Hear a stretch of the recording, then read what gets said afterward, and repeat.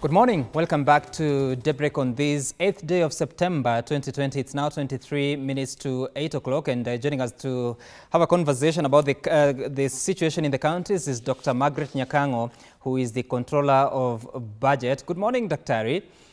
How are you doing? Good morning, Sam. How are you? I'm all right, and thank you for making time for us on Daybreak to have this conversation. And I want us to begin by appreciating the situation that counties are facing currently. There has been several accusations. First, some saying that the Senate obviously is late in passing the new generation revenue sharing formula, but also some of them saying that the Control of Budget has not released money for the financial year 2020-2021. Maybe from where you sit, what is the real picture of what we should be understanding that will tell us where we are as a country? Yeah. Sorry, unfortunately, the Control of Budget cannot hear me. We'll try to correct that shortly. But as that happens, we know that today the Council of Governors Chairperson Wycliffe Oparanya and fellow governors will be addressing the media this afternoon at about 1 o'clock to be giving the state of affairs in the various counties. There has been that threat that they are going to down their tools on the 17th of September 2020. That should be sometime next week. You can imagine counties having to down their tools. They are the government, but they are saying that the reason is they are facing that crisis, that they do not have funds. The first quarter of the year started in July, then August, and now we're in September. So this is the third month of the quarter.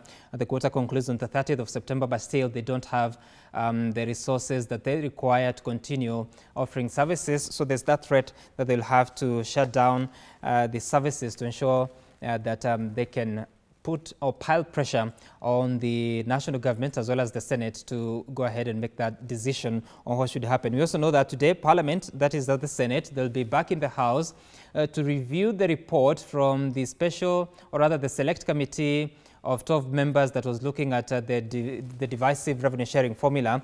And I understand that now the Control of Budget is with us. Good morning, Dr. Ari, and sorry about that technical hitch. But let's talk about the real situation on the ground. Why are counties not yet receiving their money? Where is the gap? Okay, good morning, Sam, again. We are all aware that the counties have not yet received the funds for the 2021 financial year. And this is because the Division of Revenue Bill has not been finalized by the Senate. Now, without the Division of Revenue Bill, it's not possible for the counties to know exactly how much they are going to be spending for the financial year. No, just to correct you, Dr. Ari, are you talking about the Division of Revenue Bill, yes, or the County Allocation of Revenue Act, or other bill? Because I think the DORA 2020 is existent. Yes, but it informs the CARA. The DORA informs the CARA. Mm-hmm. And once the Senate arrives on the final CARA, then the counties know exactly how much they are going to be receiving during the financial year. Mm-hmm. Yes. And so now with the National Treasury saying that their hands are tied, they cannot go ahead to release a vote on account, but Senate Majority Whip says that the law is clear, including Regulation 134, that allows that in case the CARA has not been passed, then counties can receive the money based on the previous year's County Allocation of Revenue Act. What are you using now in basing your argument that you're not able to release funds? Okay, Sam, you know the process of my office releasing the withdrawals to the counties is based on the fact that once the CARA is passed, then the Treasury will release the funds from the consolidated fund to the county revenue fund, and then the counties can make requisitions to my office for me to release the monies to the operational accounts. Mm-hmm. Now, because of that process, of availing the funds to the counties, I can only come in after the Treasury has done their part. Which they haven't done as yet. So what is your final word? Because we're hearing that we even spoke to a few members of parliament just a few minutes ago. They are saying that it's possible to have a vote on account. So what is this that you need from the Senate or the National Treasury to be in a position now to make the funds available and to approve the requisition forms from the counties? Okay, Sam, there is vote on account, but really, when we look at the whole of the counties being on vote on account, I think it's not going to look very good.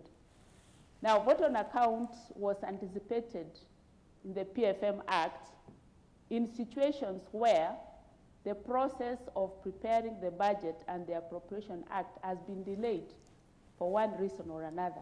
Mm-hmm. But when you look closely, you will see that this is supposed to be an exception rather than the rule. And currently, I do have a few counties that experienced problems during the budget-making process, and they have had to revert to vote on account. But I would really hate to see a whole country going to vote on account because the Senate cannot make up their minds. Mm-hmm. So the law, it is there as an exception.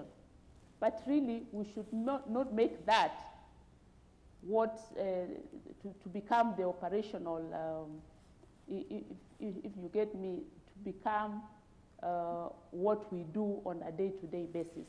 Okay. Because it was only meant for exceptions. Yes. All right. I know, Dr. you're not a lawyer, you're actually an accountant, but I want to refer you to Regulation 134 of the PFM Act that says that if the county allocation of revenue bill submitted to Parliament for a financial year has not been approved by Parliament and is not likely to be approved by Parliament by the beginning of the financial year, the Controller of Budget may authorize withdrawals of up to 50% from the consolidated fund based on the last County Allocation of Revenue Act approved by Parliament. So what is the weight of that regulation? Like I said, I know it's not part of the main act, but what is the weight of that regulation? Sam, I think we discussed this a bit last time. And what we are saying is when the Controller of Budget approves withdrawals, it means or it implies that the funds have already been transferred from the consolidated fund to the county revenue fund. This has not happened, as me and you know. So it's like we are jumping one step and then saying the next step can take place before the first step takes place. So Sam, what I'm saying is let everybody pull their weight. Okay. Beginning from the Senate and coming to the Treasury. And once these things come to my office, then I will do the necessary. So the governors have threatened that come to the 17th of September, they are going to shut down governments. Yes. And you sit at the Control of Budget's office, and you're saying that all these organs need to pull their weight. So for instance, let's assume that today the National Treasury and the Senate agree that now the counties can receive whether it's 100% or 50% of the funds. How long would it take for a county, let's say Kakamega, to access their funds from today? Less than a week. Okay, less than a week. If the funds are in the county revenue fund, yeah, it doesn't take a lot of time for the monies to be approved from my office. I'm asking that question because some of the governors that we speak to, and including yesterday we spoke to the governor of Nyeri, that is Mutahi Kahiga, and he was saying that part of the challenge is the delays it takes for them to have their withdrawals approved by your office and eventually for the money to be released by the central bank. What is the main challenge that there are all these delays?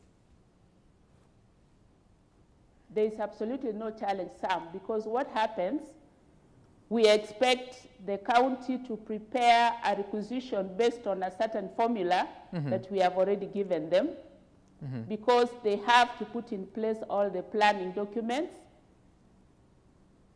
so that they give us a work plan on what they are going to use the money for. Mm-hmm.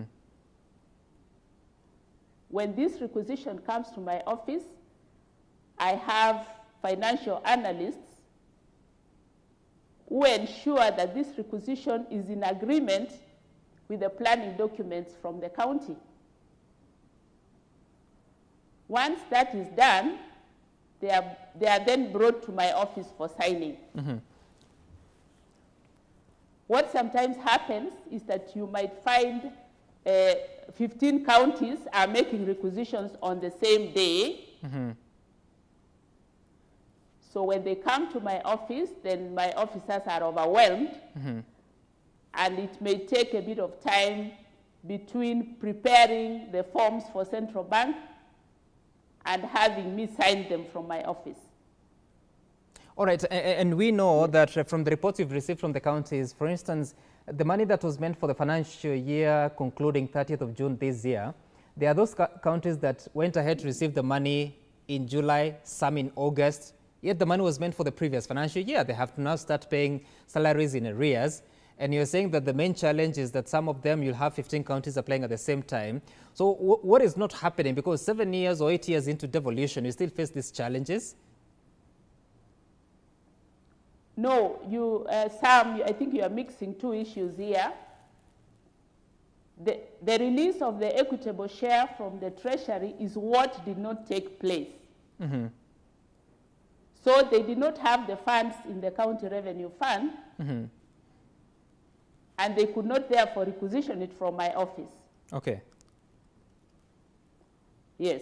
Okay, all right. Let's move away from so that. We are go ahead. Okay. All right, it's no, okay. I was saying that once we understand that the funds have to move mm-hmm. from the consolidated fund to the county revenue fund before mm-hmm. the counties can requisition for it, then I think we'll be getting nearer to the solution. Okay, all right. Of course, we continue to pursue that you say that the delay is in the release of funds from the National Treasury. Of course, the current situation is what it is, and we are hoping that the Council of Governors will give a direction later in the afternoon.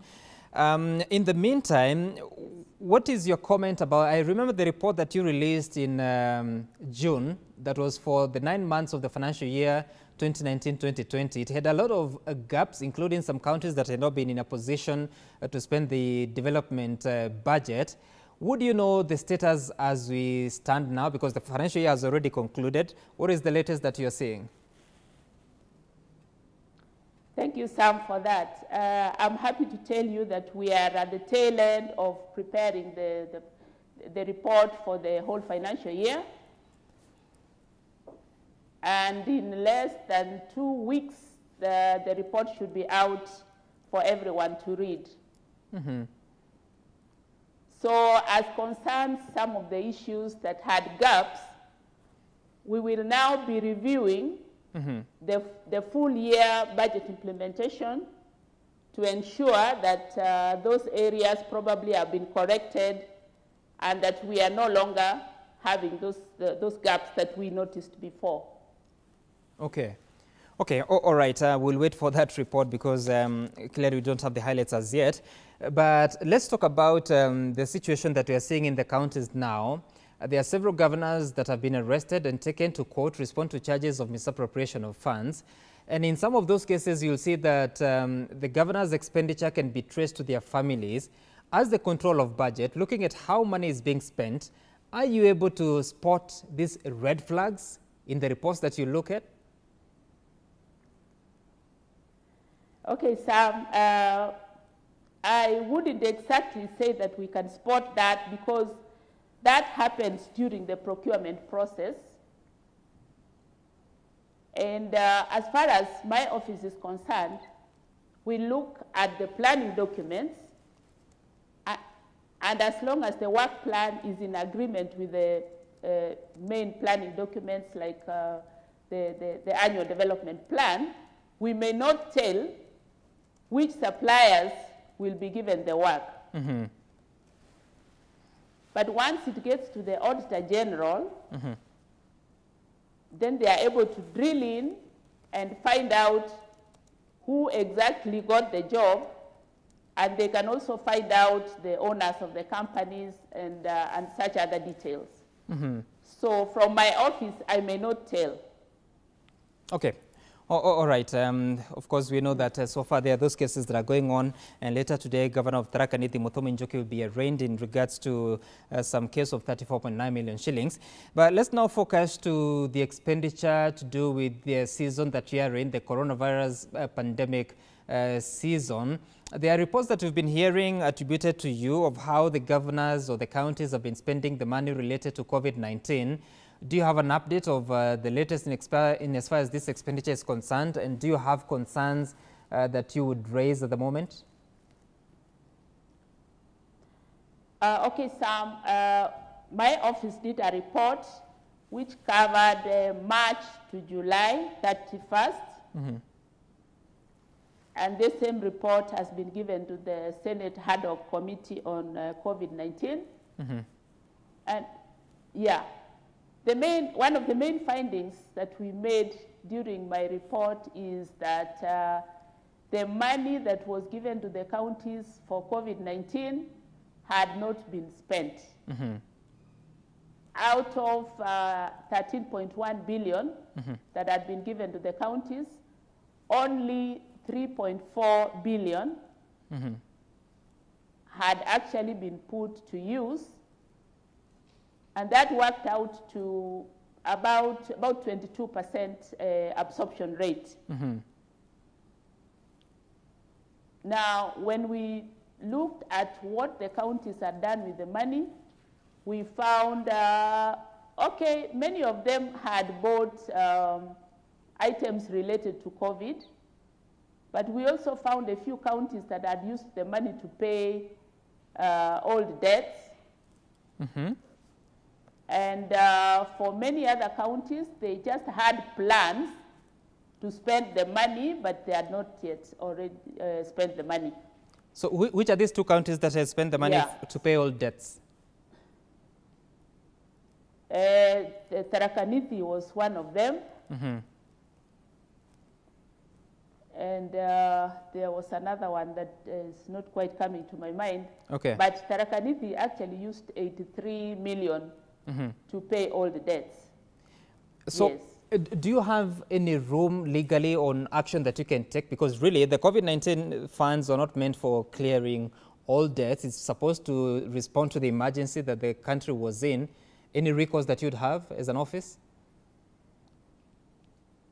Well, not from my office, but I will be reviewing these reports again once it's time to do the quarterly report.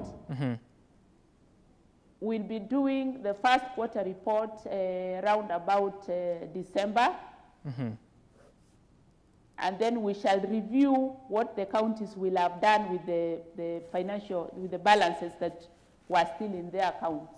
Okay, and so when you look at these counties, you're saying that most of them only have plans to spend, but they haven't absorbed the money as yet.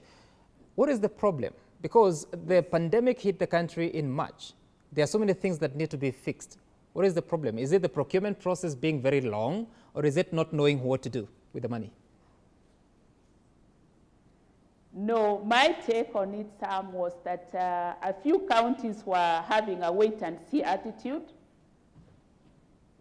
They were probably hoping that the COVID might just go away before they actually spend the money. So in a way, it was good to be cautious, but I still think they needed to put the primary infrastructure in place. Yes, which some of them failed, unfortunately. Okay, all right. We need to conclude on this conversation, Daktari. And so now I want us to wind up on what's happening today. Yes, you said that you will be ready to move as soon as you get the go-ahead either from the National Treasury or the Senate. But moving forward, your office has had all these challenges. Of course, like now you're being attacked for failing to release the money, yet you don't have any money. What would you want to see in your tenure, which is not yet 1 year? What would you want to see in the coming years, and how counties are spending the money, and even the national government when it comes to the mandate of your office? Thank you very much, Sam. The whole issue of funds actually goes further than my office. So for one, I would like to see more revenues coming into the kitty.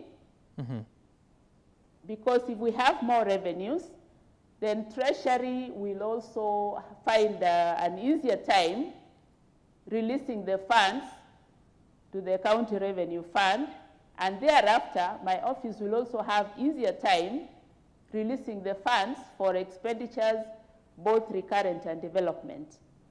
But having said that, Sam, I expect that the counties will be more prudent in the way they use their funds. And for this, I have prepared and released a circular to the counties where I have explained to them exactly what I expect in terms of prudent financial management. Recently, we had a meeting with all the CECs of finance, along with the Council of Governors, and we did agree that right now the guidelines are clear and everybody understands what is expected of them. So I'm expecting that going forward, my budget implementation reports will not be talking about under-absorption, late release of funds, and such like issues which have been a custom of the past. We would like to see where reports are being brought in good time. Okay. And I'm able to give the budget implementation reports to the citizens to also inform the next budgets that they would like to prepare for their counties. Okay. All right. And wish you well in that. Thank you, Sam. Yes. Dr. Margaret Nyakango, the Controller of Budget. Thank you for making time for us to speak to us about that and the situation that the country is facing financially, especially at the counties.